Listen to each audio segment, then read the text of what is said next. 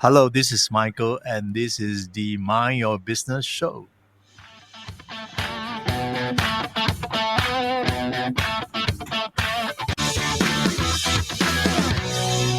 Because at some point, I was also giving consulting work in Saudi Arabia. Wow. And while I was here, I have 2 engineers doing penetration testing. And when I flew back on that day, they met me in the airport with the report. And I Wow. scanned through the report, I correct it, they type it and give it back to me, and I gave it to the client. I collected money. So if you hire really good people, pay them, you get things done. And the client is happy, the engineers are happy, I'm happy. So, having set up the business in Singapore and then working with the Asian companies and having had that multiple years of experience in Europe, what do you think is the biggest difference between the European mindset and the Asian mindset, maybe? I can't speak for the entire Asia, but Singapore, you want cheap, young, and willing. Okay. And if you don't understand quality of something, you're not willing to pay for it. Yep. Right? For food, Singaporeans, sometimes good food, we are willing to pay for it. Yep. A durian, Yeah. $100 durian, we pay for it, right? Yeah. So if you ask an European who doesn't understand, what, $100? You crazy, right? Smelly fruit like this, you pay $100. So they don't understand technology well, even today. Okay. A lot of the hiring managers, purchasing managers, they don't understand technology. Right. They may have a computer science degree or not. I don't care. They basically did not have the experience to understand technology properly. They may hold a fancy title and earn a lot of money. Nothing to do. And do you think that's the biggest problem with Singapore being a very facade country? Yes, big time. In Europe, especially in Germany, engineers are well respected and they talk in very precise terms. Right.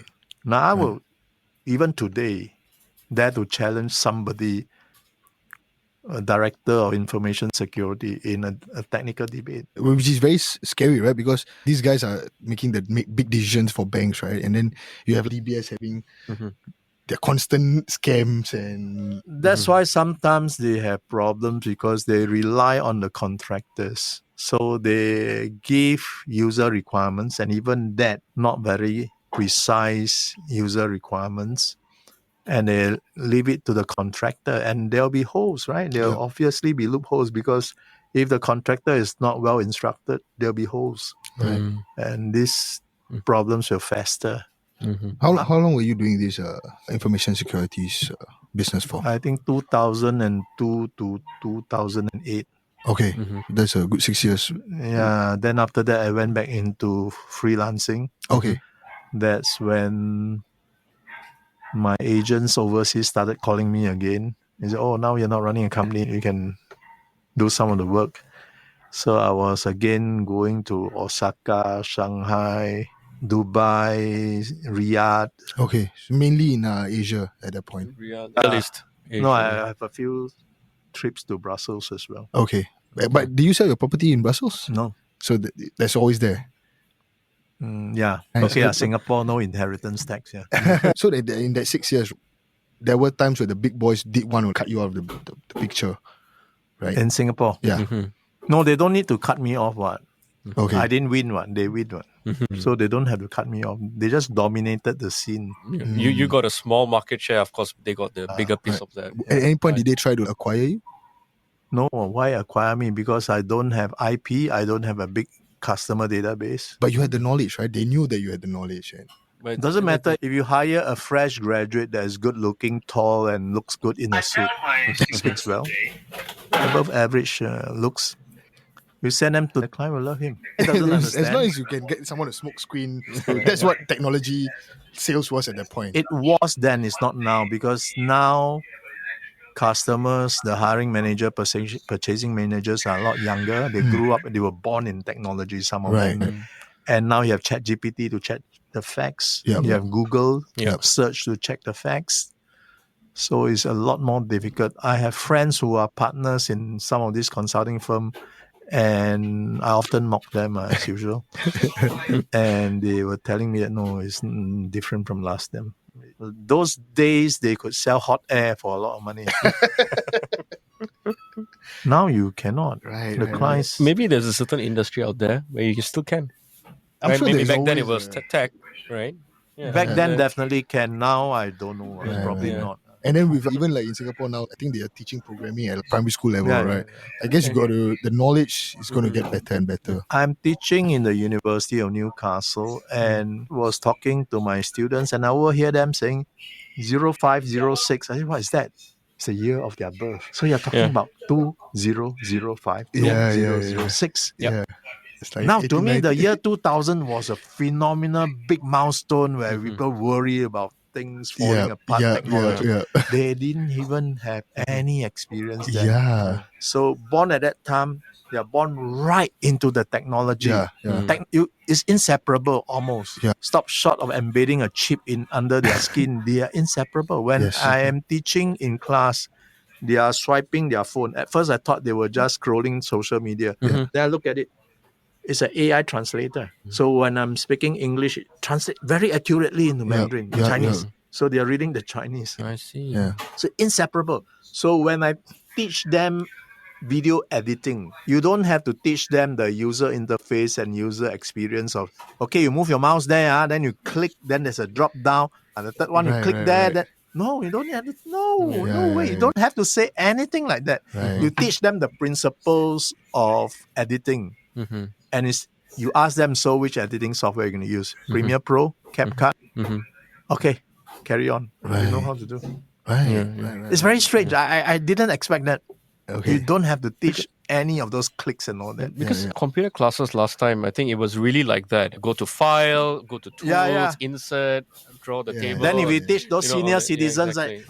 that one, why you so stupid? No, they're senior citizens. Yeah. They're totally rigid and Yeah, ignorant about where to move the mouse. I think even our generation where we are like in the millennials, right? We were born in the 90s. Mhm. Like, even we struggle sometimes with the technology that is coming out, right? Constantly. Yeah, Like, yeah. it took me so long to get to understand ChatGPT before I start using it regularly. But these guys are like just like, yeah, ChatGPT, everything. No, everything Gen Z, they just flow with technology. Yeah.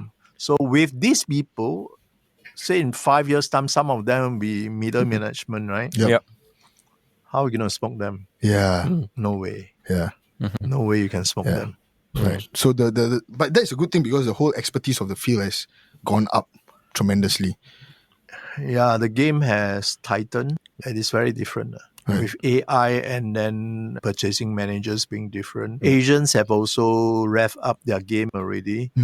The Chinese have learned a lot from America and gone back to practice it in China. So from that period where, as an entrepreneur, you went back to freelancing. Yeah. How long was that stint for? Well, I'm still doing it now. Oh, I have many years of experience in technology. It's just that in recent years, at some point in, I think 2010, near end of 2010, I got talent scouted to become an actor. Wow. Yeah. So that is that was a trigger to a new life. Yeah, Right. tell us a little bit. Yeah, that's about so that. interesting because that's a completely whole different ball game, right? Yeah. Wait, before that, I want to hear that story, but I just wanted to ask you about a very big cybersecurity attack or something like that. Could you share that story with us? Yeah. Yeah, I was sleeping and then waken up by a telephone call, and the bank was saying that we just got hacked. I said, cannot be. We have not connected the e-bank with the internet yet. Okay. Then it appears that the development team has connected their development machine Right. to the internet. And then, okay, development e-bank got hacked. Never mind, it's development, right? But it also connects to your main system. Wow. My instruction at that semi-sleepy state was that step 1, isolate. I'll be coming to the bank now. What time was this? Like 5 a.m. Oh my god. And and then there were meetings. The chairman was very angry. At that point you were freelance or were you still with your company? I was the chief information security officer of that bank. Oh wow. Okay. On a contract basis. And there were political disagreements with the bank CEO. I reported to the chairman of the group. So you're reporting higher than the CEO. But the CEO felt intimidated and managed to fight her way that Michael can only be an advisor. Don't instruct us anything. But you were the one with the expertise, right? Life is not like that. What you know, in Singapore, ministers of manpower, one after another, keep saying that we do not have senior information security experts. All of them say that. You think they know what they're talking about? I don't think so. I dare to challenge them. I don't care. I don't care who the fuck they are. They didn't know what they're talking. They still don't know. They still say the same thing. Just because the companies say that, the journalists say that, they parroted that. Have they got down to the ground to find out whether there are people who has done information security, but the companies choose not to hire them? I say the formula here to be hired in Singapore is to be cheap, young, and willing. Yeah. And that's not sustainable. Yeah. Right? Like I can only be sustainable by being young, right? Right. I can be young forever, but not cheap forever, not Yeah. available forever. So it's not sustainable. They do not think long term of what their actions are. Right. Right. Oh. How did that get resolved? That attack. So we isolate Yeah. and then we rebuild all the servers that are affected. Was it a big hit for the bank? No, Okay. because we isolated early. Right. So we rebuilt the servers. But the problem is that they didn't have a rebuilding procedure and rehearsal. Right. So everything has okay. So this server must install what? It shouldn't be like that. It should be, at least back those days, you should have a CD, right? Okay, boot up Yep. 10 servers with this Go CD, right? And then they'll be booted up. Yep. These days, you don't need a CD. Yeah. It can be automated. They were not diligent in having business continuity procedures in place. Yeah. So maybe before we move to the acting part of it, right? Like with the recent times where we see a lot of these cyber hacks where DBS got it, right? And then I think even for a period there was the health thing, right? The people got leaked their health information and all these things, right? Yeah. And then the government comes out and or the banks come out and they try to make it harder for the user, right? Which is different phases of. But do you think at the back end are they doing enough? I can't answer that because I'm not in their back room. But what's important is that the guy on top, the chief security person, must know what he's doing to have a full strategy and process to prepare the bank before you hit a disaster. Because our personal opinion wise, I always feel that it is the cheaper alternative is to make it the client's problem, right? Which is, okay, I increase my security for you because it's cheaper, rather than changing the whole internal systems within the bank, right? Like human error and stuff like that. Is it? The long story, you got to, if you want to overhaul the whole thing, all the processes, the people you hire, all has to change. And that is a certainty. Whether I'm in the back room or not, that's a certainty. If you want to improve things, you really have to. Which a lot of banks, I don't think, are willing to do that. No, they would not move things. Yeah. That's why some of the software up till recently are still running on mainframes. They dare not touch it. Once you touch it with bricks and The more you know about this industry. It's a hot topic now, right? And eventually these people younger than us, they are going to know everything and we are going to be like, it's okay. That's why very informed information security people minimize the use of technology. I use cash. Okay. If can't be helped, then I use PayLah. Right. But I use cash. Wow. Okay. That's very interesting. And today my friend sent me, I hope she is my friend, she sent me a WhatsApp message saying that, "Hi Michael, this is so and this is my new number." Okay. So I started chatting with her to get to know whether it's real. Right. Sometimes I will ask people like this, I'll ask, "So how's the curry?" Okay. Oh, the curry is great. No, sorry, I haven't had curry with you before. So we are more careful. Because of the knowledge that you hold. Yeah, so we are more careful. Had a drink. I bought my friend a coffee and she said, "Hey, you use cash? I thought you're an information security person." That's exactly why I use cash. If no need, don't use lah. If you need, then That's you so use. interesting. Well, what's the rationale behind it though? Your head. Okay, one of the traits of an information security person is paranoia. Right. Concern for detail, sense of urgency. So if you want to find a good guy in this field, you must have these three. Right. If you ask him, are you a recruiter, right? Ask this question. What do you think are the traits of a good information security? Oh, you must know C++ and it's bullshit. That's already a given, right? That's a given. Or whatever. They might say that, oh, you must know IP sec or whatever, right?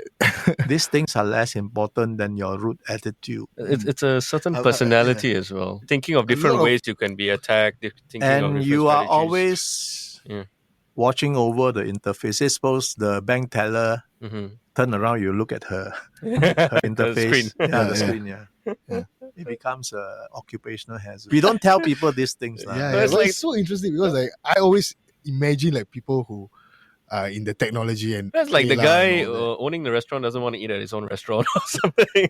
that. The more you know, the right? more you the more know. you No, know. I tell my students today, it's a new batch of students, this new trimester. I Yeah. told them that use AI. I cannot dissuade you from using technology because you guys are born in technology. Yep. Use AI, use it as a tool, not as a crutch. Yep. But one day, if you have an electrical blackout, you got to ask yourself, are you going to turn stupid suddenly? Like a switch. Which I Right? can foresee, right? So I told them that, yes, you can use, but please reserve some energy in your brain to remember things, memorize things. right. Because back in the days of rotary phones, right? If I call my siblings' office or my father's office or my relative or my friend, I remember the numbers. Yeah, correct. I've not memorized the number in a long time. Yeah. So those days you remember those numbers. So it is still necessary to remember things. Yep. It's a mix of things. If I have my way with my students, I will give them research assignments.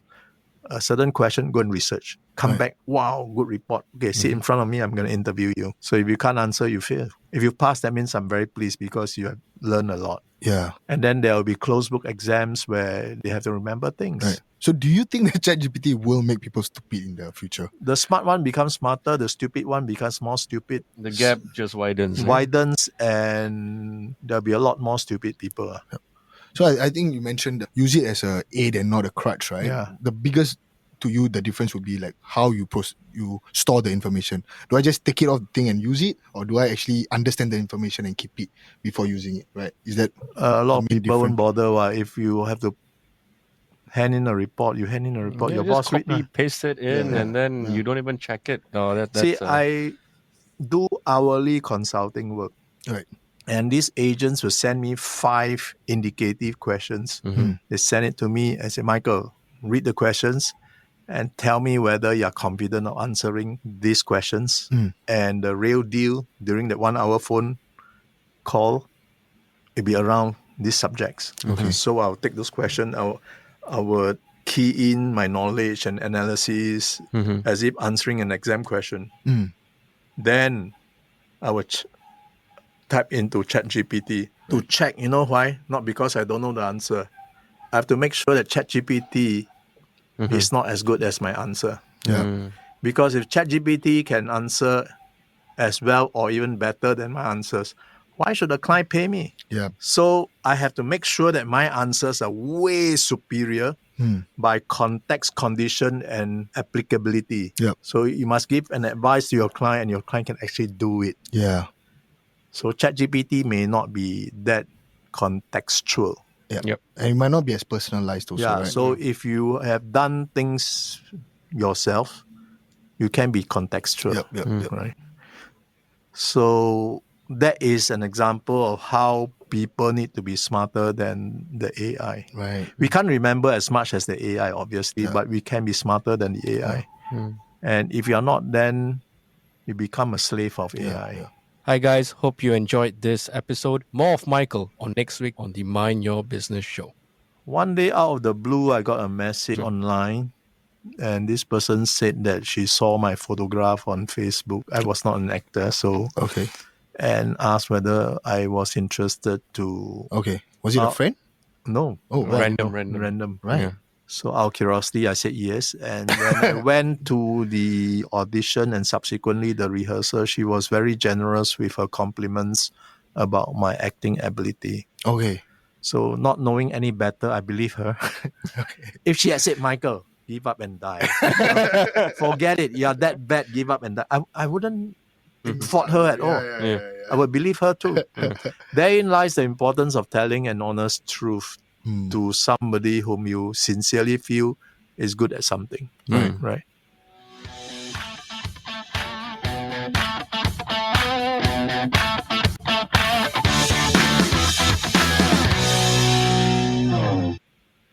So you've probably seen us sitting on these chairs on Yellow Butt for a while now, and you may be wondering why we chose ergo-tuned chairs. As podcasters, we take